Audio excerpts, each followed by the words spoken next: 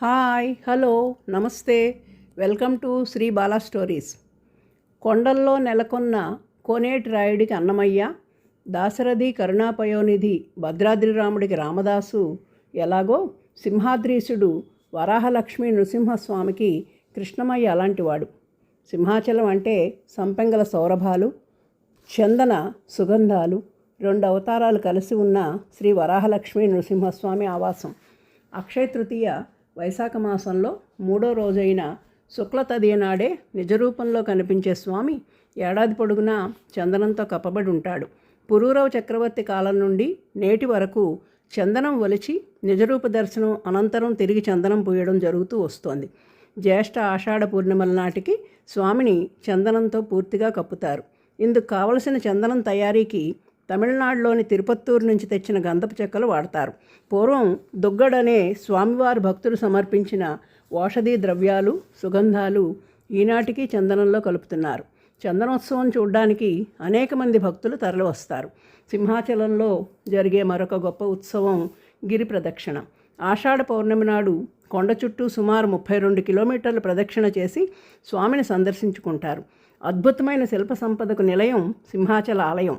అంతేకాదు ఎన్నో విలువైన ఔషధులు, జలధారలు, సంపెంగ, పనస మొదలైన పుష్ప ఫలజాతుల వృక్షాలు గల పర్వతరాజం సింహాచలం.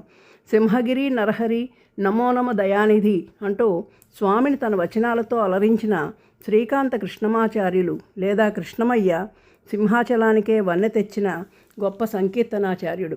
కృష్ణమయ్య మహబూబ్ నగర్ జిల్లాలో సంటూర్ గ్రామంలో గోవిందాచార్యులు లక్ష్మీదేవ దంపతులకి జన్మించాడు.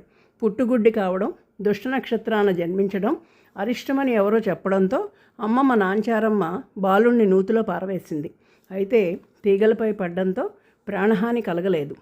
3 రోజుల అనంతరం కృష్ణ కువ్వారనే విష్ణుభక్తుడు రక్షించి తనతో పాటు తీసుకువెళ్ళి సంగీత సాహిత్యాలు నేర్పించాడు.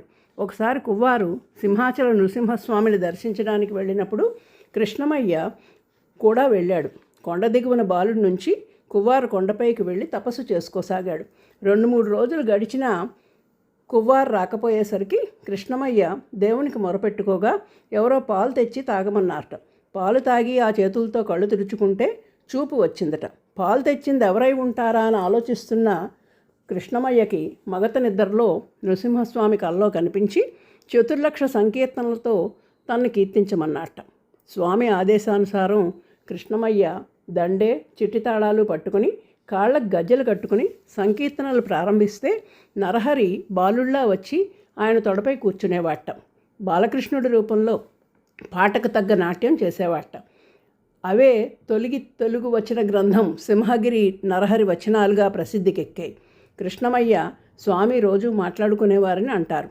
శ్రీకుర్మంలో జరిగిన కృష్ణమయ్య వివాహానికి ఆహ్వానిస్తే స్వామిని మారువేషంలో వేంచేశారని, కృష్ణమయ్య ప్రజలకు అర్థమయ్యే సరళమైన భాషలో తన వచనాలు రాశారని, వాటిలో వేదసారం, వైష్ణవ సంబంధిత అంశాలున్నాయని ప్రముఖ చరిత్రకారులు ఆచార్య కొల్లూరి సూర్యనారాయణ గారు డెక్కన్ క్రానికల్కి ఇచ్చిన ఇంటర్వ్యూలో చెప్పారు. కృష్ణమయ్య అనేక మహిమలు చూపాడంటారు.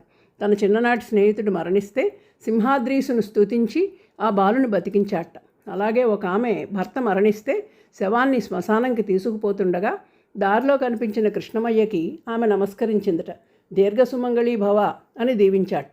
విషయం తెలిసాక సింహాద్రప్పన్నని కీర్తిస్తూ సంకీర్తన చేయగా మృతుడు బతికాడు. ఇలాంటివి ఎన్నో మహిమలు ఉన్నాయి. ఈయన రచనలు ధ్యాన సంకీర్తనలని, నామ సంకీర్తనలని, వేదాంత సంకీర్తనలని విభజించినట్లు తెలుస్తోంది. ఈయన వచనాలు ఆనాడు ప్రసిద్ధమైన అన్ని వైష్ణవాలయాల్లోనూ పాడబడుతూ ఉండేవని కొందరి అభిప్రాయం.